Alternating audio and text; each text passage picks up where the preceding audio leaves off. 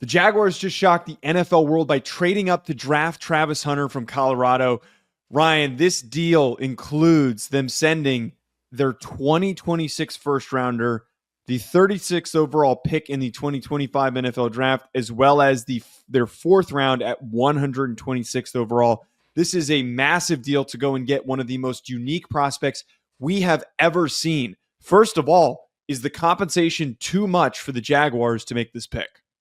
Man, it's a great question. I mean, honestly, my first impulse was probably a little bit too much for a non-quarterback, because that's usually what typically draws up these huge capital trades. But we're talking about such a unique player, right? And Jacksonville Jaguars with Liam Cohn, his first year, I thought that he might stand pat at 5 and draft an Ashton Genty, but clearly he wanted to get who he deems to be the best playmaker in this draft. So I think when you take a step back, this is a organization, this is a franchise that did need to take a little bit of chances, and they found their guy opposite of Brian Thomas Jr. to give Trevor Lawrence a lot of help now. I honestly think that this is way too much compensation to give up to move up for a non-quarterback. To give up next year's first rounder, you're banking on and hoping that you're going to be a playoff team or better than that, than just in the playoff mix.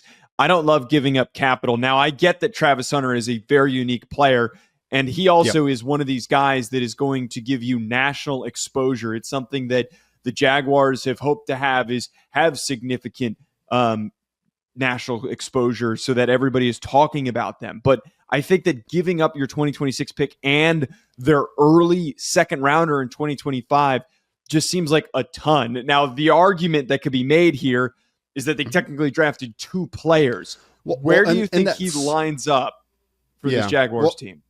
It's a great question. And honestly, my next question would be, but the market completely changes when we're talking about such a unique player, right? Like it's like a Shohei Ohtani thing in baseball. He gets paid this crazy amount of money comparative to everybody else in the market, but it's because he does multiple things. And if this is a player that's going to line up at wide receiver and then also play some cornerback at time, because I think that's what Jacksonville's doing, right? Like I don't think they traded up to number 2 to say he's a cornerback that's going to give us some offensive reps. I think they did this to get Trevor Lawrence another weapon, and then when they need him, they're going to pick their spots at corner. That's ultimately what it's going to be. So we're talking about a revolutionary player, a guy that's going to try to do something that we have just never seen on a full scale in the NFL. If it ends up working out that he's able to make an impact on both sides of the football, I think that this trade compensation conversation will change a little bit in the future.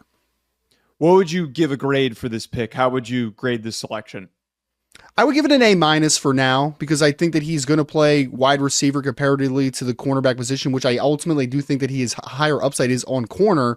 So it kind of knocks it down a little bit. And then the compensation that we're talking about right now, like in a vacuum, this is a lot for a position player, non-quarterback. So I need to see this play out a little bit. I could end up completely changing my mind down the road, but the fact that we are mortgaging so much for a non-quarterback, and I think that he's going to be playing the position that he's actually relatively worse at than the other side of the football, that kind of knocks it down from being like an A grade for me. I'm giving it a B+. I think that because of what they had to give up, as I've already said here, because of what they had to give up to move up to draft him, I can't go all the way with an A. I think Travis Hunter is phenomenal. He was my second highest graded player in the class. His impact is going to be immediate. Again, the exposure aspect of this is huge for a franchise that's trying to be not only nationwide talked about, but worldwide if they ever made that move to London. But the part with this is having to give up your first rounder next year could end up killing them if they're not a playoff team. If you're not in the playoff mix and this ends up being a top 15 pick, you're going to be really pissed off at yourself that you missed out on a chance on having an early first rounder. So this final grade for this is going to depend on the results of what that draft capital ends up being next year. Folks, comment below what you think of the Travis Hunter selection and the trade up. Hit that like button and subscribe. We'll be back with more reactions.